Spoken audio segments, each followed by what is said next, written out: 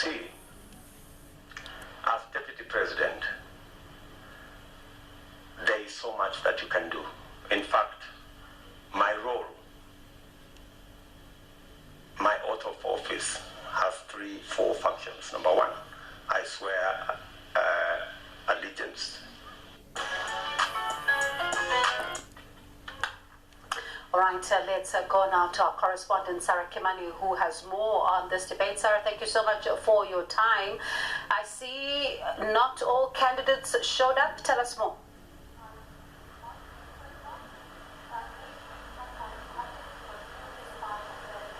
No, indeed, only Deputy President William Ruto has showed up for the second tier of the debate. He was expected to be with former Prime Minister Raila Odinga, but he is having an interview of sorts because he is the only person on the podium.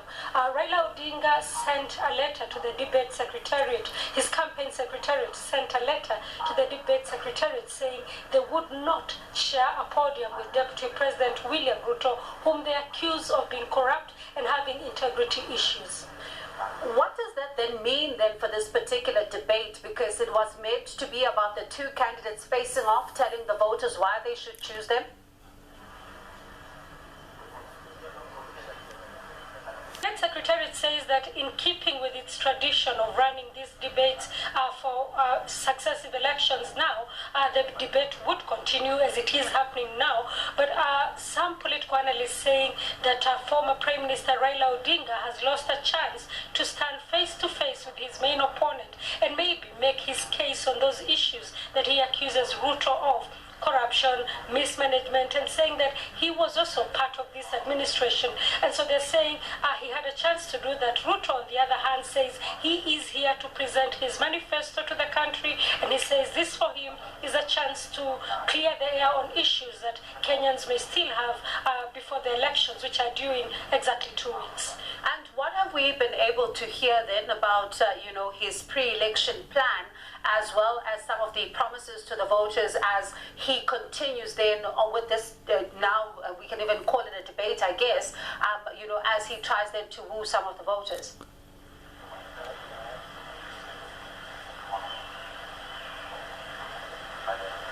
Well, people are listening in, and some people saying that, sometimes debates are for the undecided, but going by the statistics that we have seen in the deputy presidential vote, 34 million people watched, and so what he's doing now, he's expounding on what he has been saying in the campaign trails, the political promises that he has been making, but also he's defending his track record, because there are questions about him having disrespected President Kenyatta, having abandoned President Kenyatta in the second term. So he's talking about that peace pact between President Kenyatta and former Prime Minister Raila Odinga having derailed their campaign, their political development agenda, saying that if they had been left alone to work himself with President Kenyatta, then the country would have been able to have more development than it has right now. So he is saying that he's ready to continue where they left off in the first term.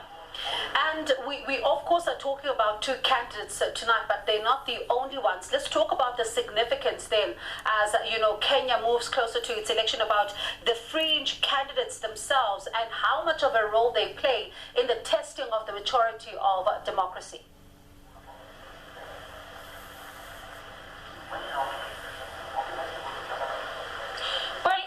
Kenya is a very political country, so right now if you go through the Twitter handles of Kenyans on Twitter, you'll find everybody is discussing what is happening here. The whole country is actually glued on their television sets. So indeed, this will have an impact on how people make their decisions. Raila Odinga has said instead of attending this debate, he will hold a town hall at a later date. So we want to see if that will also be televised live, and if those two now comparing the debate here and the town hall by Odinga will be able to give the results.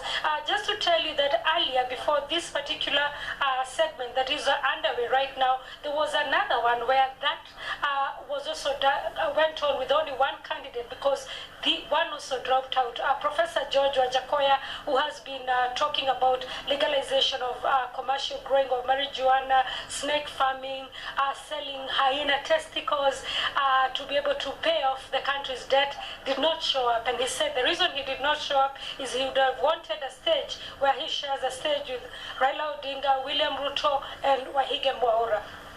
The only four presidential candidates in this election. Your Twitter handle is a hive of activity. You know, when one follows you, they wish that they were in Kenya to really follow this, you know, blow by blow. But let's talk about another serious report that we saw today.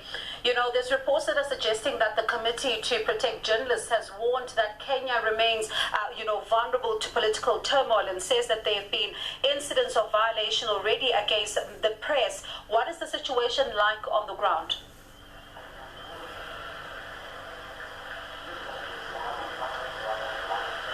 Well, the election, especially the presidential ballot, is going to be very competitive. From the opinion polls, Raila Odinga leads with a very slim margin, but even now it is very difficult to tell who is going to win. And we have seen in previous elections where it is very close, then the country tends to be very tense, and that is what now turns out to be, that's how violence comes in. There's also been questions of the credibility of the electoral process. This past weekend, the Electoral Commission was put to question because there were people, Venezuelans, who were held at the airport with election material that they were carrying in their baggage, and they had not declared it. And so such things, when such issues start coming up, then the country becomes tense. Now the Electoral Commission keeps saying they're ready to have a free and fair election, but with all those things coming up, it becomes difficult to tell. Earlier last month, we attended a press conference by the National Cohesion Commission, and it was saying, it was warning that the country had a 70% chance of, having post-election violence. Now, police saying they have put in place measures to ensure that everything goes on well right now during the campaign process, during the electoral process, and after the elections. But we are waiting to see what happens. Of course, a lot of people worried because Kenya is neighboring countries that are landlocked, and most of them use the port of Mombasa. So anything that happens to Kenya is likely to affect business in Uganda, Rwanda, the Democratic Republic of Congo, South Sudan, even as far as South Africa. So it is a gateway to the continent, and anything that happens here. So if Kenya sneezes, the rest of the continent catches a cold, and that's why all eyes are on Kenya as we speak. Indeed, and some hoping that, as you say, we won't see a repeat of what happened in 2017. But thank you so much for your time and putting us in the picture there. That's Sarah Kimani reporting to us on that supposed presidential debate that was supposed to take place, but only one candidate showed up.